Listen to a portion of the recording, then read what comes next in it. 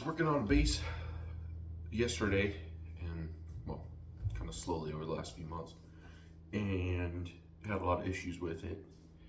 So I wanted to make this video kind of talk about, if you have a bass that's kind of lacking a little bit, how to work on it, try to improve things to the point where you like it, and then also discuss the company that sells this bass and kind of like the review of it as is, and then the review of it modded, just so that way people can kind of see if it's something that they want to look into. So this is a bass from Intonate. It's the HBZ-2005 Deluxe Series bass. It currently is listed for $269. It's got a neck through construction, so that's kind of cool. You don't have to have like a little plate or anything there. It's got 5 strings, kind of those smaller profile tuners, not those big J-bass tuners. You've got 2 single coil pickups. Originally, when you get it, they are a 9-volt preamp along with that, so you've got like a volume, bass treble, and pickup selector knobs. I'll discuss how I changed that to what they are now. You've got a thinner profile set of strings, so the strings aren't as wide as like your standard 5-string bass is. And then they've got let's see, that's predominantly it with the bass. I like the body cut style for it. It's really nice and balanced when you wear it. It doesn't try to neck dive on you or anything like that. It's really lightweight, so it's good as a gigging bass, and because it's also cheap, I think it's a good gigging bass because, right, I don't want to bring my most expensive instruments to a gig and then have them stolen. If somebody were to steal this guy, it wouldn't be the end of the world. Though, now that I made it sound a lot better, I'd still be pretty bummed out. So the problem it was having was kind of like this weird tone issue where playing it, the strings just sounded really dead, and you get all like the little clacky, like you get all those sounds coming through really strongly in the treble, but you wouldn't actually get any like tone out of the instrument. It was really strange. So I'd mess with the knobs and like try to reduce the bass and the treble and try to see if the mids would kind of make up for some of the tone or anything like that, but nothing really seemed to help the bass out. And it also had like this kind of like a setup intonation problem where the bridge pieces back here had to be super lifted up to get the strings to be the right height, to not have too much buzz up here.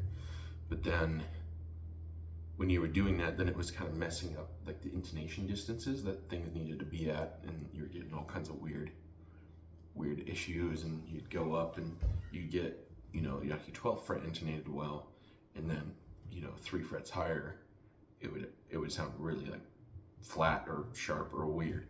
So it was like the intonation was just really strange. So another thing that was kind of a disappointment, it did come slightly damaged. It arrived in the packaging with a nice little dent on the neck here. It's not too big a deal, and I kind of just gently smoothed it out so that way it doesn't really impede my finger if I ever move across it. You can see I can move my finger pretty clearly. I can still feel where the dent is, but it's not like a huge thing. It wasn't worth me screaming and crying and asking for my money back or anything.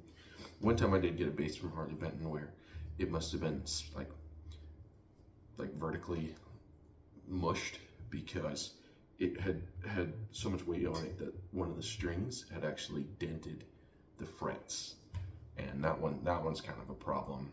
If you get something like that, you gotta call up Toman and be like, hey man, I think if you have frets with like a very big divot in them, that's not acceptable, right? It's gonna mess up your ability to kind of like vibrato and things like that. Alrighty. The other disappointment was the fret sprout. The fret sprout was insanity. You like this, you'd actually have missing skin off of the callus on your finger if you like that. And if you did it enough times, you would cut all the way till you were bleeding. But right, I wasn't gonna do that, but now I can go like this. It's nice and smooth. So what did we do, you know, to get things to start sounding a little better and make this something that I actually enjoy playing now? So we started off, we took the strings off and we took an orbital random orbit sander and we ran up and down here to get these frets more smooth. If you end up going into the wood, which can happen when you're using a sander like that, it's fast compared to sitting there filing, right? And that's the other way you can go about it. Just when you do the job like that, if you do expose the wood, you should probably have some kind of either like an oil or some kind of clear coat that you can, you know, add in the area just to kind of not have like totally bare wood. So both sides now are good. There's still a little bit of fret sprout up here, like on where the fretboard is hit in the body. I did hit them a little bit, but you just can't hit them as well because you don't have this like big open area where you can just take the sander down it. So there's a teeny bit of fret sprout, but it's still better than it was. And let's face it, I'm never going to be touching that while I'm playing, so it's not really that much of an issue. After I did that, I got thicker strings for the bass, hoping that kind of having a thicker string would help improve the sound of the instrument, but it didn't really help it out. After that, I tried adjusting the pickups down here. Still just not getting a good sound. Sometimes I've seen this before where the magnets are powerful enough that if you get this pickup too close, it'll actually like pull the string towards the body, which gives you weird intonation issues as you move around the fretboard, where some frets are more closer to the pickup and more affected by the intonation, right? The magnet is kind of messing with the intonation, and it's also like messed with by how hard you play. So you'll kind of notice weird issues like that. So after that, you know, I still wasn't happy. Things weren't sounding good, and what really spurred things to like really kick off was I got a JB-75 from Harley Benton, and it sounded like 10 times better than this bass. And I was like, that bass is cheaper. What the fuck?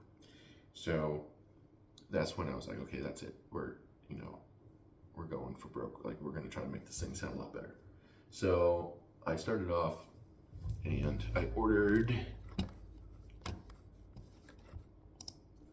a Wilkinson Premium JB-5 5-string bridge jazz bass pickups. And it's both bridge and neck positions. Be careful when you search for and purchase these pickups. There's two different versions. There's a ceramic version and there's an Alnico. I always say that word wrong. Alnico pickup. I've never tried the ceramic versions. I'm not gonna say if they're better or worse because I don't know that, but I did choose to get the Alnico versions, and I had to find them on eBay. I could not find them on Amazon or like Guitar Center or anything like that. So that was where I was able to find them. Just so you know, when they arrived, they were not labeled, but luckily eBay has a picture so you can see, okay, this one with this color wires meant for here, this one with this color wires meant for here. So then it was very clear, but you don't want to just throw them in willy-nilly because they are designed one for one location, one for the other location. So in order to do this, the pickups are actually pretty different in dimensions. And so what I did was I took the pickup covers that are original to the bass, and I took a screwdriver and I popped out the previous ones. They're glued in with just like some crappy glue. And so usually if you stick a little flathead screwdriver in there, you can just pop them out. You know, if you end up doing that, just be careful you don't break anything. It'd be a shame to be a little hasty about things and break that pickup cover and then not be able to use it. Because like I said, these guys are extremely different dimensions from a J-bass pickup. So at this point, These guys are wider and longer than a J-bass pickup, so it'll fit inside here. And the cool thing is you actually have a little bit of wiggle room in exactly how you place that pickup in here. So what I did, because I felt like the biggest string was the one that was lacking kind of any power and any kind of clarity, was the pole position choice was 100% for this back pickup favoring the big string. So the poles were positioned perfectly, and they were positioned as far back as you can. The further back you get, the more punchy and precise the string tone gets. You also get a little more twangy as you go further back as well. So that's kind of one thing to consider. But the cool thing is when you blend the two pickups together, then you kind of get that clear sound, and having this pickup be a little bit further back improves that. So then the pole positions were completely out of place for this guy, because the J-bass pickups are actually, the pole positions are wider than these strings are. If you remember, I said this is a little bit on the thinner side, which is really cool. It makes it really fast, and for someone with my play style, it ends up working out to have those notes really close. But then you also have to be thoughtful about, okay, you know, how am I positioning these pickups to get these pole positions like optimum for the strings. So I knew that the fifth string was a little bit, you know, out of place. So I checked volume and all that type of stuff, and things were actually still pretty good.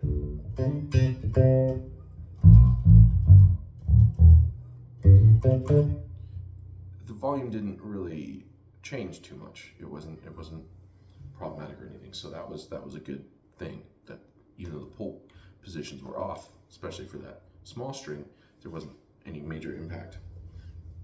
But then before I hooked this guy up, because I had to use a piece of foam that I cut myself and put it in there and position it and hot glue gun it and all that stuff and get everything nice and set where I wanted it to. And actually the covers are separate from the pickups. The pickups are in there and they're hot glued down, and then these covers were just screwed in afterwards. So they're not even attached to the pickups. So this guy, I left the cover off and I just sat it loose in there. And what I did was I took the bass and I tested out, and I kept adjusting that pickup into the right location to get it to have a nice complementary sound when both pickups were blended together.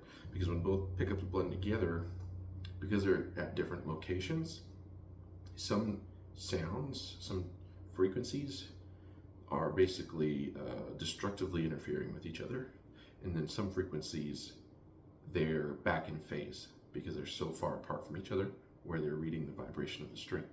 And that's what gives that unique sound when you have two J-bass pickups blended together. It gets this like clear, kind of precise sound, but it's also pretty bassy, which is really cool. And that's what we want.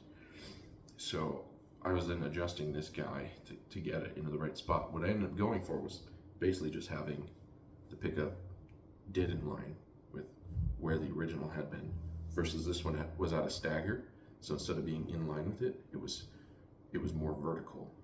This one was just straight in a line, and then the pole positions were pretty much like as even and equal as it could. So there was a little bit out of position for the big string and a little bit out of position for the G string, but by and large they were as equal as they could be.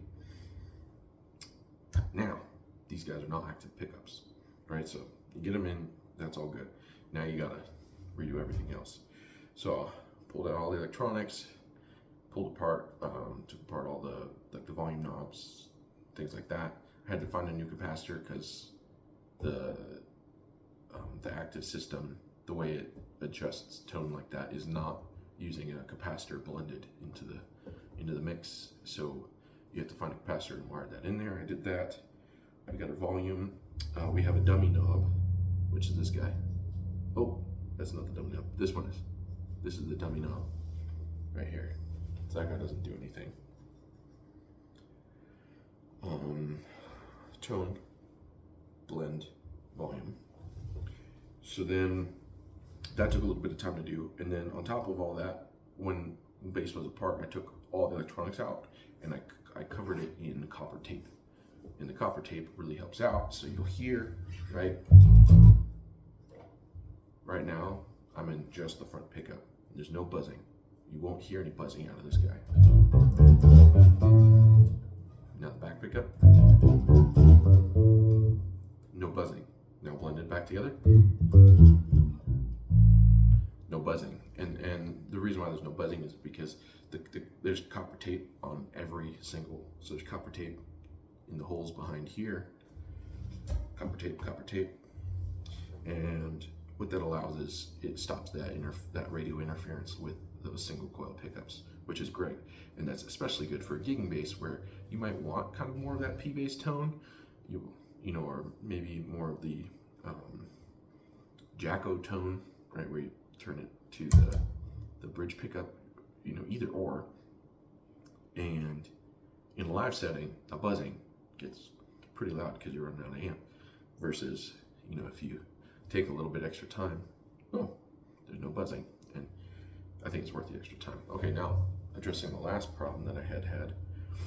Number one, back on the bridge, in order to get the intonation right, this piece had to be so far back that the binding, the binding winding back here was actually still in the binding winding part when it was making contact with that part, which was messing up the B string super bad. It was difficult to intonate, and also didn't even want to fit in the slot. So what we did, it's pretty simple. It's actually a nut, and I carved 2 little slots in that nut so it would kind of lock into place, and that extends that B string out just barely further back than the rest of the strings, and that's all you need to get that winding part to be behind that pole position. Then after that, I did a little bit of rotation here to also ease the ability of the B string to be intonated, because when I was intonating it, I was pushing the B string pole piece all the way back, and it still wasn't even back far enough. So if you look closely, you can see that piece is no longer straight. When you buy it, it does come straight, but mine's not. Mine's rotated slightly backwards, and that makes the B string location further back, which allows you to intonate that string. After that, in order to alleviate the problem, so whenever you have a string that bends a ton, right? So like I was saying earlier, I'd have to lift to get the positioning of the strings right. These guys were lifted very high up, and so you had a string that was, you know, going in and like that, you know, making a big move, big bend. And we don't want that to happen, because the string then has kind of like this extra force where it wants to be straight, but it can't be straight while it's trying to vibrate and give you a clear note. To an extent, right? Because if it's dead flat, then it's not ringing off of that point, right? And it'll start making buzzing and weird issues there. So you need a slight bend, but you want that bend to be as little as possible while still having clear notes. So what we did was it's just let's see here. You see that little silver piece back there? That's a plate for a joint attachment on a neck. And it just happened to be like just the perfect size. And it was so easy, so I just drilled some holes through that guy, threw it back in there, and then bolted everything down really tight. And I actually upgraded the bolts here too. They're much longer. They're actually the whole width from here to here. And they were so long, they actually came out the back side. So if you look, you can see some little silver pieces where I ground off the excess screws. And that's how long they are. But this thing's really like solidly locked down, which the original screws, one hole in particular was just completely stripped out. Like you could just twist. It was never gonna just totally stripped out. So that screw isn't helping you. And then the other ones, you could tell they were they were getting there. You know, if you cranked on them a few times, you could probably strip out those holes too. And you don't want that, because any kind of looseness is gonna steal your tone, steal your clarity, and steal the like the note sustain from your instrument. You don't want that. You want a nice solid connection. So we lifted that guy up, re-intonated everything, re-got the setups in the correct location. Now this bass plays really clearly, really well. And so I just wanted to share those updates with you guys, because that was a lot of things that happened up to that point. Now, what's kind of cool is, like I said, the bass was 269, brand new. To be honest, this isn't brand new, no updates that I did to it. Excellent starter guitar for a kid. Super affordable, super awesome, really good for like maybe kind of like metal stuff. If you have a kid who's like, you know, into, or a teenager who's into metal stuff, this bass would be perfect. However, like my goal for the instrument was to have something a little bit on the cheaper side that I could use for gigs, and if it got stolen or somebody spilled beer on it or something, I wasn't gonna lose my mind, because it's not, you know, a custom built priceless instrument. It's, you know, this is not that. It's, I could redo this project again in a month if somebody did steal it or whatnot. So that was the goal for it. But in that scenario, the tone and the playability and everything of the instrument was just not good, right? It was scratchy. It was had intonation issues, and the notes didn't even sound that great. Like, the tone was not good. Nowadays, with these updates, the bass is now something that I actually really like. So I'm just as likely now to grab the J bass from Harley Benton, the HBZ-2005, as I am to go and grab this guy. The only difference is that bass has 4 strings and this one has 5. So that's kind of cool. There is also a little bit of a difference in the playability of like the tone location. So I feel like this bass sounds much better playing back here, where you get a lot more clarity, versus the J bass. I actually kind of like playing it up on the first pickup. The notes sound a little fatter right there. You get some good sound out of there. So there is a little bit of like, I guess, ergonomic differences of like, you know, how you're getting like your optimum tone out of the instruments. But it's no longer an instrument that I'm like, that thing, which is kind of what it had become for me. So it's really cool to kind of get this thing up and running.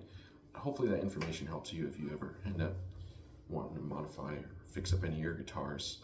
Right, we talked about putting copper, changing out the pickups, how to set up those pickups so that way you can maximize the clarity and tone. I didn't tell you, but you can look up wiring diagrams for how to change your wiring if you're taking a active system and turning it into a passive system.